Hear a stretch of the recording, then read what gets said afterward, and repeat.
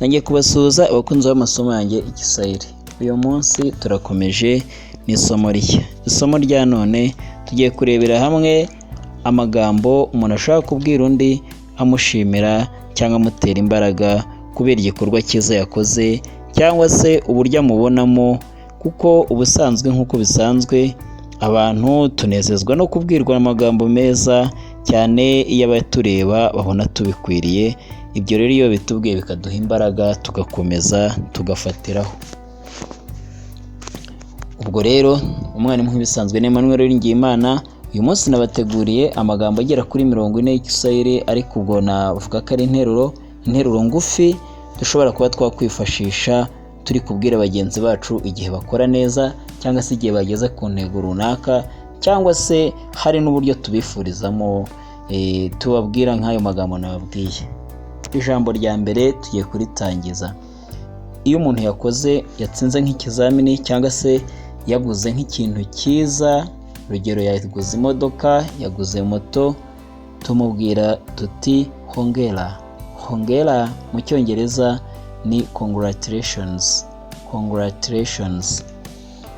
Hanyuma dushobora kuvuga nanone tuti umefanya vizuri. Umefanya vizuri. Iyo ubwiye umuntu ngo umefanya vizuri, umubwiye ngo wakoze neza. Interuro ya gatatu, ushaka kubwira umuntu kubera ibikorwa akora uti uko shujaa. Uko shujaa, uri intwari. Interuro ya kane, ushaka kubwira umuntu uti umefanikiwa. Umefanikiwa. Wahiriwe. Wahiriwe. Interuro ya gatanu, ushaka kubwira umuntu uti uko mtu mwema.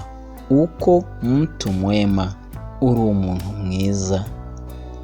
Interuro ya gatandatu, ushaka kubwira umuntu uti umeonyesha uwezo mkubwa. Umeonyesha uwezo mkubwa, werekanye ubushobozi bukomeye. Interuro ya karindwi, ushaka kubwira umuntu uti unazidi.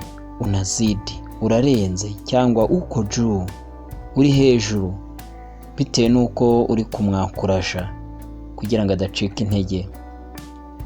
Interuro ya munani, ushaka kubwira umuntu uti umefanya jambo kubwa. Umefanya jambo kubwa, wakoze ikintu gikomeye. Umefanya jambo kubwa, wakoze ikintu gikomeye. Interuro ya 9, uko mushindi.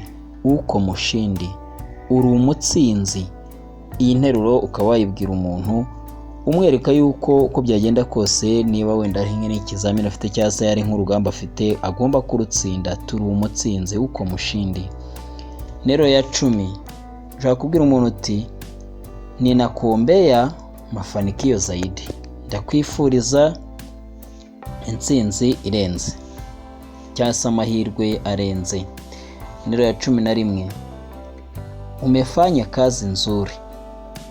Umefanya kazi nzuri, wakoze akazi keza. Interuro ya 12, uko mwamba. Uko mwamba, uri urutare. Aho wayikoresha wereka umuntu yuko rwose ari ingenzi cyane. Interuro ya 13, umeonyesha bidii. Werekanye umwete. Umeonyesha bidii, werekanye umwete. Aha wenda uri kubwira umuntu watsinze, umubwira yuko ntako atagize kandi ko yagaragaje imbaraga. 14, uko mwelevu. Uko mwelevu, uri umuhanga. Interuro ya 15, umeonyesha ujuzi. Umeonyesha ujuzi, werekanye ubumenyi. Hanyuma interuro ya 16, uko mchapakazi. Uko mchapakazi, aha wabwira umuntu w'umukozi ubona ukora rwose kandi atarambirwa, agakora cyane. Umuntu w'umukozi cyane mwiza. Mchapakazi mu cyongereza ni hard worker. Hard worker. 17, ushaka kubwira umuntu amagambo uti uko msema kweli. Uko msema kweli, uri umunyakuri. Musema kweli tujya tubumva abantu bitwa bamusema kweli, ni umuntu uvugisha ukuri uko kuri, nta kubeshya nta kinyoma. Aha rero ushaka kuyibwira umuntu urimo kumushimira rwose ko avugisha ukuri, uko musema kwera. Interuro ya 18 ushaka kuvuga uti cyangwa ukabwira umuntu uti umefanya vizuri sana, wakoze neza cyane. Interuro ya 19 aho ushaka kubwira umuntu uti uko mwenye nguvu, uko mwenye nguvu, uri umunyembaraga, uri umunyembaraga. Interuro ya 20 ushaka kubwira umuntu uti umeonyesha uvumilivu, werekanye ukwihangana, cyangwa se ukagaruvuga uti wagaragaje ukwihangana. Interuro ya 21 uko mwenye hekima, uko mwenye hekima, uri umushishozi. Mtu mwenye hekima ni umuntu w'umushishozi, umuntu ubasha gufasha abandi nko gufata umwanzuro, cyangwa se ufata umwanzuro adahubutse abishyizemo ubwenge bwinshi.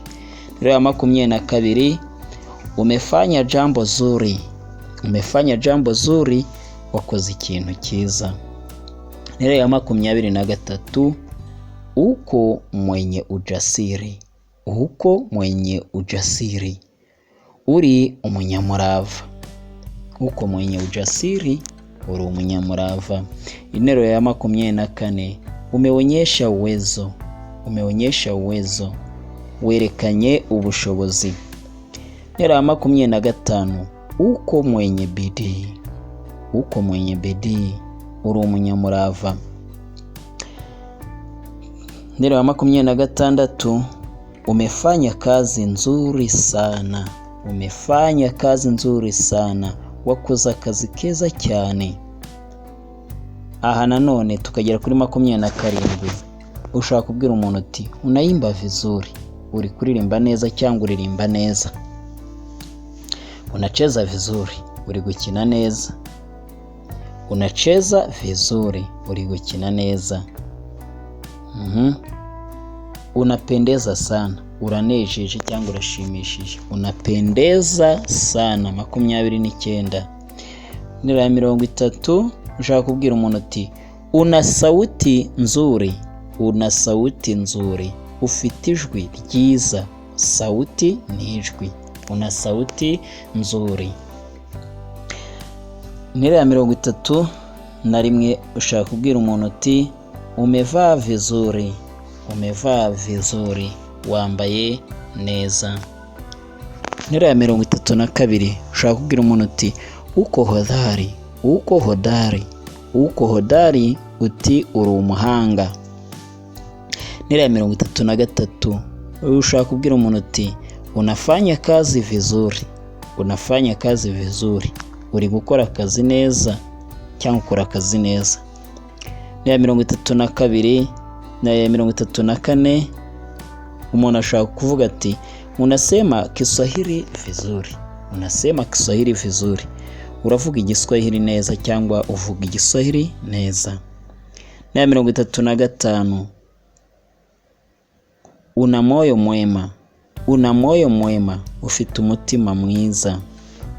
Umutima mwiza atari umutima w'inyama, ahubwo ari umutima w'urukundo. Interuro ya 36 ushaka kubwira umuntu uti uko mwelevu, uko mwelevu, uri umuhanga, uri intiti.